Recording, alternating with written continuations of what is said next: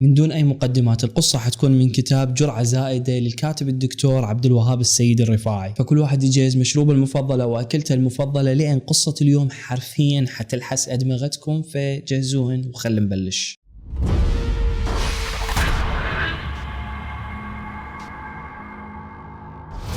كل شي جاهز الآن. كنت أراقب هاي العمارة السكنية صار لي شهر تقريبا، أنتظر سفر أي واحد من سكان هاي العمارة هو وعائلته حتى أنتهز وأستغل الفرصة وأبوق ممتلكاتهم. والآن حانت الفرصة، لأني قمت بتحرياتي الخاصة كلش زين، وعرفت أنه صاحب الشقة جنسيته عربية ويشتغل بمنصب جدا هام بوحدة من الشركات، وعنده عائلة صغيرة ومبين عليهم الغنى والارتياح. وهذا الشي معناته أنه أكيد أكو أشياء بيها قيمة موجودة داخل شقتهم، أو هذا الشيء اللي أنا أتمناه على الأقل حتى أروح وأسرقهم. هاي هي المرة الأولى اللي أقوم بها بعملية سرقة بهاي المنطقة، لأن كلش مهم أنا أغير أماكن نشاطاتي الغير قانونية حتى رجال الشرطة ما يكثفون تحرياتهم بمنطقة محددة، وهذا الشيء راح يصعب عليهم عملية القبض علي. هاي طبيعة حياتي وتعودت عليها من سنوات بعد ما فشلت بكل شيء بحياتي، خاصة وأنه أنا أكره أن أكون من ذول اللي يدورون على وظيفة يحصلون مقابلها راتب شهري. أشوف هالشي قمة البؤس،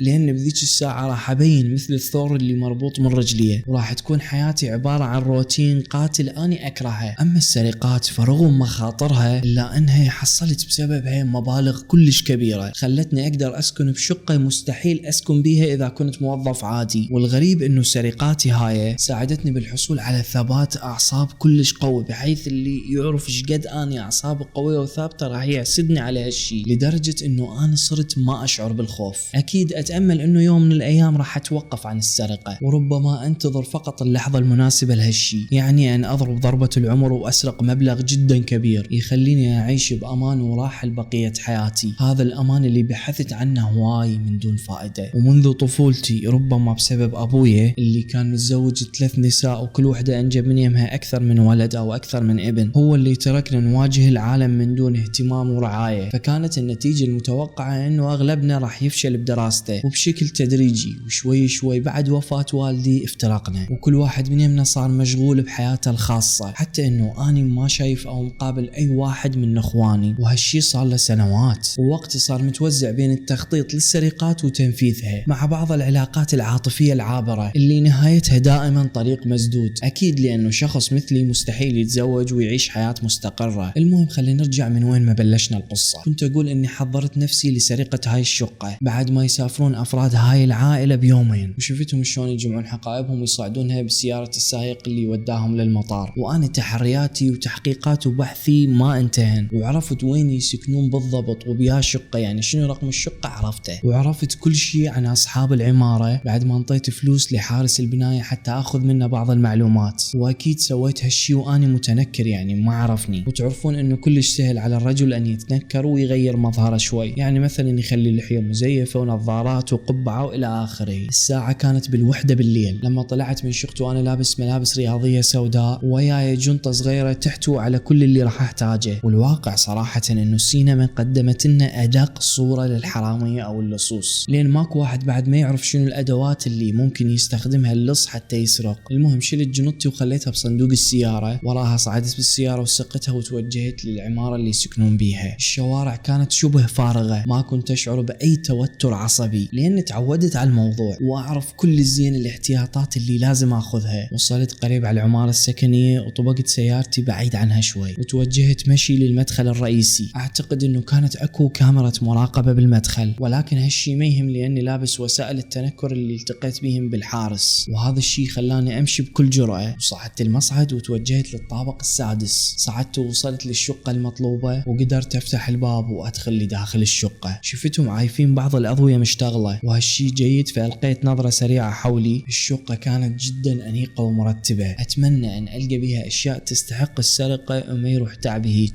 كنت أقول هالشي لنفسي وأنا أمشي بخطوات كلش بطيئة وحذرة. فتوجهت لوحدة من الغرف اللي تبين إنه هي غرفة نوم، وأول ما خليت رجلي داخل الغرفة سمعت صوت، سمعت حوار أو كلام يدور بين اثنين وصوت بنية تبكي. هاي بالغرفة المقابلة. شلون صار هالشي؟ ما كنت أتوقع وجود أي أحد داخل الشقة، والمفروض المفروض انه هي فارغة تماما. تجمدت بمكاني وتشنجت عضلاتي كلها. وراها سمعت البنت تقول بألم وبصوت مرتفع: ما كنت اظن بيوم من الايام انك راح تنسى وعودك الي وتغدر بي بهاي الطريقة. فرد عليها صوت وكان واضح انه صوت رجل. قالها: ما اسميه غدر، انتي ما تعرفين شلون تحافظين علي. حاولت هواية ان امد الجسور بيننا، حاولت التفاهم وياك، ولكنش تتعاملين وياي بكبرياء، فانتي لا تحترمين عملي ولا تحترمين عائلتي، وحتى طباعي ما تحبيها. انتي تطلبين مني باستمرار ان اتغير، وبالمقابل اي نقد انتقده الك ما تقبلين بيه، وكانما انتي ما بيك عيوب. ومن الطبيعي ان ابتعد عنك وابحث عن حب جديد، ابحث عن بنت تقدر كل اللي ابذله لها. فردت علي البنيه بكل عصبيه: هذا الشيء ما يبرر خيانتك، ما يبررها ابدا، كان بامكانك انهاء زواجنا حتى تمضي بحال سبيلك. فرد عليها وقالها: شلون انهي الزواج وانتي حامل؟ مستحيل، شنو ذنب هذا الطفل اللي راح ينولد ويلقى نفسه باسره مفككه؟ فصرخت عليه بعصبيه وقالت له: وشنو ذنب الطفل لما يجي لهذا العالم ويكون والده او ابوه حقير وخائن مثلك؟ فجاه سمعت صوت صفعه قويه، وراها سمعت صوت شهقه البنت وخطوات سريعه متجهه نحو الباب، وكانما احدهم راح يطلع ويلقاني قدامه. ما كانت هاي الثواني القليله كافيه للهرب من الشقه، وما كان قدامي سوى خيار واحد: ان ادخل غرفه النوم واختل جوا السرير. هنا لازم اعترف بشيء، انه انا هاي للمره الاولى اللي ما اسيطر بيها على اعصابي، وحسيت بيها بتوتر غريب. ربما هالشيء صار لاني ما تعرضت لهيك موقف من قبل. فطلع هذا الرجل من الغرفه المقابله وتوجه لغرفه النوم، وانا هناك كنت حابس انفاسي تماما حتى ما يسمعني. وراها دخلت ورا هاي البنيه وصارت تغلط عليه وتصرخ، ولكنه دفعها بعنف ووقعت على السرير او على الشربايه. هنا هاي البنيه فجاه انفتحت وحده من الجرارات او الادراج، والواضح انه هي طلعت مسدس، وسمعتها تهدده وتطلب من عنده ان يطلع والا اطلقت النار عليه. المشكله انه هذا الرجل ما خاف من تهديداتها، بل صار يضحك ويقول لها بانه هي مستحيل تقدر تاذي دجاجه، فشلون راح تقتله. وراها قالها بطريقه استفزازيه انه هو راح يروح للغرفه الثانيه وياخذ الفلوس اللي موجوده بالخزنه ويطلع منها حتى يقضي ليلته مع شيقته. زوجته غضبت بشكل مو طبيعي وراحت ورا للغرفه الثانيه، وكانت تصرخ عليه وتطلب من عنده ان ينطيها الرمز السري الخاص بالخزنه، وهددته وقالت له: مستحيل اخليك تاخذ هذا المبلغ الكبير من الفلوس اللي موجود داخلها. واستمر الحكي والمناوشات بيناتهم لعده دقائق. وراها سمعت صوت اطلاق النار وعم الهدوء بالمكان، وراها بلحظات سمعت صوت بكاء ونحيب البنيه. هنا اني فقدت السيطره على اعصابي، ونهضت من تحت السرير وتوجهت بسرعه البرق باتجاه الباب، وطلعت من الشقه اخيرا، ولكني كنت شاهد على جريمه قتل، ولكني ما اتجرأ على الابلاغ عنها، لان باي حجه راح ابرر بها وجودي بمكان الحادث. اتذكر ان بوقتها سقت سيارتي وانا متوتر لابعد حدود، الى ان وصلت شقتي. فقعدت هناك وحاولت التقط انفاسي، وما اعرف ايش قد مر من الوقت قبل لا اتمكن من السيطره على اعصابي. فكرت بهاي التجربه المرعبه والاشياء اللي عشتها بيها لحظه بلحظه، وتذكرت كلام الرجل عن الفلوس اللي موجوده داخل الخزنه بالغرفه الثانيه. ولكن ليش صاحب الشقه ما خلى فلوسه بالبنك مثلا؟ معقول انه هو دا يمارس ويشتغل بشيء مو قانوني؟ وقبل كل شيء، من هم ذولي اصلا؟ هذا الشاب وهاي البنيه. ما كان صاحب الشقه مبين كلش كبير بالعمر بحيث تكون البنيه او ولد كبار. معقوله انا دخلت للشقه الخطا؟ هذا مو مستبعد، لان الشخص صاحب الشقه ما كان كبير بالعمر. مستحيل، لاني كنت شديد الدقه والحذر. اعتقد انه حارس العماره الاحمق هو اللي اخطا برقم الشقه، وهالشيء مو مستبعد لانه كان كبير بالعمر. واكيد اكو احتمال انه ذاكرته مو ذيك الذاكره القويه، او ربما كذب علي لغرض ما. هاي التساؤلات صارت مو مهمه الان، لاني بالصدفه وقعت على صيد ثمين. اكو فلوس بهاي الشقه، وسمعت البنيه تقول بانها ما تعرف الرقم السري لهاي الخزنه، وما اظنها متعوده على القتل، وعلى الاغلب انه هي بعد ما قتلته واطلقت عليه النار شردت. وما اعرف اذا اكو احد اكتشف وجود هاي الجريمه لو لا. هل سمعت جيران صوت اطلاق النار، او اعترفت هاي البنيه بجريمتها؟ الطريقه الوحيده حتى اتاكد انه باكر بالمساء اروح للشقه، لان الصبح طلع وما اقدر اروح بعد بالنهار. باليوم الثاني كنت محضر نفسي حتى اروح لهاي العماره السكنيه واستكشف البدايه المنطقه حتى اتاكد انه الجريمه انعرفت او لا، وراها اسرق هاي الفلوس واخذها لي. ولكن اول ما وصلت شفت المكان هادئ تماما، ولحسن الحظ اني كنت جاهز لاقتحام الشقه رغم التوتر الشديد اللي سيطر علي، لاني كنت اعرف اني راح القى هناك جثه، وانه لازم اكون مستعد للشيء اللي راح اشوفه، لاني ما كنت قريب من الجثث بيوم من الايام. دخلت للعماره السكنيه وانا متنكر بنفس الطريقه اللي تنكرت بها سابقا، واكيد ما رحت وزرت الحارس حتى اتاكد من يمه بخصوص رقم الشقه، لان ببساطه هالشيء هسه مو مهم، لاني هالمره اعرف شنو اريد. راح اقتحم شقه ممكن القى بيها شيء راح يبعدني عن السرقه واكتفي فيه طوال حياتي. أتمنى أن تكون هاي عمليتي الأخيرة. كنت أحكيك بيني وبين نفسي وأنا متوجه للطابق السادس. بالفعل وصلت للشقة ودخلت بنفس الطريقة السابقة ومشيت بخطوات بطيئة وحذرة. هاي المرة متأكد أنا راح أتوجه للغرفة مباشرة،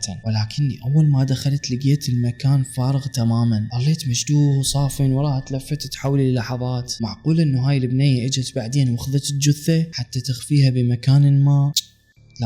لا مستحيل، هذا مو بالأمر الهين على بنية. قعدت أتلفت من حولي وأنا أفكر بقلق، ربما لازم أنسى كل شيء وأدور على الخزنة وأخذها وأطلع بسرعة. فتوجهت للغرفة ولقيتها غرفة بيها مكتب، والمكتب كبير نوعا ما، وكذلك كانت موجودة بيها مكتبة. صرت أباوع وأدور على الخزنة وينها. هل صاحب الشقة قام بإخفائها خلف الجدار مثلا؟ منظري كان مضحك نوعا ما وأنا أتحسس الجدار وأدور عن شيء ممكن يوصلني للخزنة. صرت أدور من دون ما أنتبه لمرور الوقت. قبل لا أسمع صوت واحد يريد يدخل للشقة ما لقيت مكان أختل بيه بغرفة المكتب هاي، لهذا طلعت ورحت بخطوات سريعة لغرفة النوم وختلت جوا السرير. وكنت أتساءل بيني وبين نفسي وقلبي يدق بسرعة، منو هذا اللي إجا للشقة؟ يعني فجأة تحولت هاي الشقة لمزار. كنت أكتم أنفاسي بكل قوتي وأحاول أسمع بأقصى ما عندي. متبين لي إنه هم شاب وبنية دخلوا وتوجهوا للغرفة الثانية. ما طول الأمر هواي وفجأة سمعت صوت البنية تقول: ما ظنيت بيوم من الأيام إنك راح تنسى وعودك إلي وتغدر بي بهاي الطريقة. فرد عليها وقال لها: هالشي ما أسميه غدر، انت ما عرفت شلون تحافظين عليه. وقال لها نفس الكلام اللي سمعته بالمرة الأولى: هذا جنون، هذا غير معقول، شنو اللي دا يصير هنا بالضبط؟ هذا الكلام نفسه حرفيا انا سامعه البارحه وبصوت الشخصين نفسهم. عقلي صار يعمل بسرعه البرق حتى يفكر ويلقى تفسير لهذا الشيء الغريب اللي دا يصير قدامي. اما انه هاي اشباح تكرر افعالها يوميا، او اني شفت المستقبل لما كنت هنا البارحه والان دا يتحقق هذا المستقبل اللي شفته. خاصه انه هاي البنيه وهذا الشاب لابسين نفس الملابس اللي لبسوها البارحه. وراها اتجه مره ثانيه لغرفه المكتب وتكرر نفس الحديث ونفس السيناريو. بعيدا عن الاستنتاجات الماورائية كان لازم اتخذ قرار حتى امنع جريمة قتل محتملة، حتى لو ما كنت افهم شنو دا يصير. نعم انا حرامي، ولكن ابد ما ارضى بالقتل. المشكلة اني ما لقيت الوقت حتى امنع هاي الجريمة، لين فجأة سمعت صوت اطلاق النار. فطلعت من جوا الفراش وشايل وياي خنجر، لين حتى لو فشلت بايقاف هاي الجريمة او سرقت الشقة فعلى الاقل افهم شنو دا يصير هنا. كنت امشي باتجاه الغرفة الثانية وانا ارتجف. دفعت الباب ببطء وشفت الرجل ممدد على الأرض، والبنية كانت تبكي وتنتحب وتكرر نفس الكلام اللي قالته البارحة. وعلى ما يبدو انها اخيرا انتبهت لوجودي، فالتفتت باتجاهه بيدها المسدس. وصارت هنا الصدمة الكبرى. شنو هذا؟ هي ما تباوع لي، بل تباوع على الفراغ بكل صمت. وما استغرق الموضوع اقل من الثواني البسيطة بحيث تملكني الرعب. وهنا انا مباشرة بدون تفاهم ركضت وشردت من الشقة، لدرجة اني حتى ما نزلت بالمصعد، نزلت من الدرج واني ما احس بالوجع او بالألم مال النزول، لاني كنت اركض بسرعة الى ان وصلت لباب الخروج اللي موجود بالطابق الارضي. وللاسف ما قدرت اشرد بعيد لاني لقيت الباب مقفول. لاني عرفت بعدين انه حارس البناية كل يوم قبل منتصف الليل يقفل الباب لاسباب امنية، وانه اي شخص يدخل او يخرج من البناية بهيك وقت او بعد هيك وقت لازم يستخدم المصعد فقط. ولكن هسه تذكرت ما هو اسوأ، اني تركت الحقيبة مالتي الخاصة واللي بيها ادوات السرقة مالتي جوا السرير بسبب حالة الرعب اللي اصابتني. وهالشي معناه انه لازم مرة ثانية استخدم الدرج واصعد للشقة. وراها اطلع واصعد بالمصعد وانزل. فصعدت الدرج وتفاجئت بوجود صوت ضجيج جاي من فوق. وراها شفت رجلين من سكان العمارة، اثنينهم لابسين ملابس نوم، واحد منهم كان ضخم البنية. هجموا علي وشلوا حركتي بلحظة. ما احكي لكم عن الفوضى اللي صارت بالعمارة كلها، هاي الفوضى اللي اثرت حتى على عقلي لدرجة اني ما اعرف شنو دا يصير هنا. المهم سلموني للشرطة وودوني لغرفة التحقيق. فقعدت قدام المحقق وانا ايدي مربوطة وكل الشهود والادلة ضدي. كنت اسولف ويا المحقق واخبرته التفاصيل كلها. كنت اسولف ويا وراها ارجع اباوع على الارض وانا ما مصدق انه انا الشرطة لزمتني. قال للمحقق بعد ما سمع كلامي: قصتك غريبة، انت حرامي محترف ولكنك شديد الغباء بنفس الوقت. خليت كل الاحتمالات بعقلك ما عدا ابسط احتمال. البنية والشاب كانوا ممثلين وبنفس الوقت اثنينهم متزوجين، وكل اللي شفته بالمرة الاولى والثانية كان تمثيل. ولسوء حظك انه هم يوميا كانوا يجون للشقة بنفس الوقت. ولكنك فعلا احمق لانك ظنيت الامر يتعلق بالماورائيات والاشباح. فقلت له: انا مذهول. لا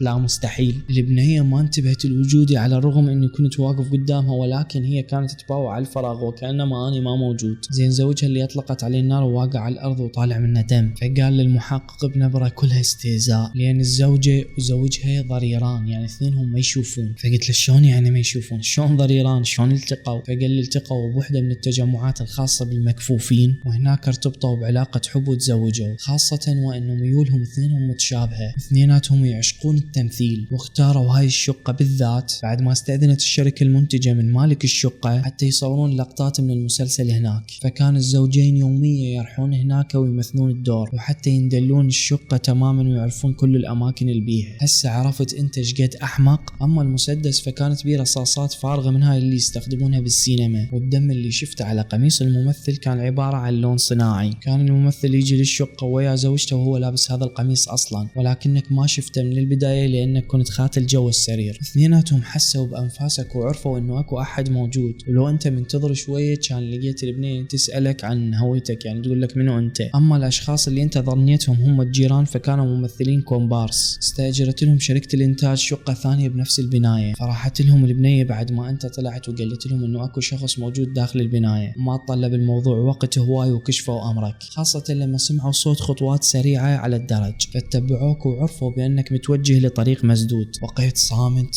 ومذهول وانعقد لساني وأنا أعيد الأحداث بذهني. فقال لي المحقق بكل صرامة كنت أنت بطريقك لارتكاب جريمة، وما وقفك سوى شيء واحد اللي هو غبائك. عوفك هسه من أنه اقتحام البيوت هو جريمة بحد ذاته، وكذلك احنا راح ننبش بتاريخك كل الزين، وأكيد أنت مرتكب جرائم قبلها، فالأفضل لك أن تعترف لأن هالشي راح يخفف عقوبتك. بدل ما نكشف كل شيء بنفسنا خليك تفكر ويا روحك. قالها هو يطلب من واحد من رجال الشرطة أن ياخذنا للحجز، وأني كنت تايه وحاير وما أعرف بشنو أفكر وأنا أمشي ويا الشرطي. بعد ما ظنيت أني أشوف المستقبل أو أشاهد الأشباح، فكرت بهيجي أشياء قبل لا أفكر بأبسط التفسيرات، وأعتقد بأنهم راح يكشفون تاريخ الأسود كله. كل هذا بسبب حادثة غير متوقعة أني أسأت تفسيرها. بسبب غباء مني خلاني أفقد كل تركيزي وخلاني أفكر شنو اللي قاعد يصير بهاي الشقة. وبس يا أصدقائي، لهنا نكون وصلنا لنهاية هاي القصة الغريبة. إذا عجبتكم لا تنسون اللايك والاشتراك بالقناة، وكذلك تتابعونا على الانستغرام. أخوكم عبد الخالق، سلام. يا الله يا الله، شايفين من هو الأمر كلش بسيط وأنت تقعد تكبره حرفيا. هذا يقول له يسوي اكو مثل عندنا يقول لك يسوي من الحبة كبة، يعني هيك كبر المواضيع ما ورائيات ويشوف أشباح وما أدري شنو، بالأخير طلعوا هم ممثلين. ما قدر يفسر هالشيء بهيك طريقة بسيطة. المهم كالعادة الأشخاص اللي وصلوا لنهاية القصة ونهاية الكواليس انتو السبيشال، وأسألكم وشوفكم الفيديوهات الجاية. باي باي.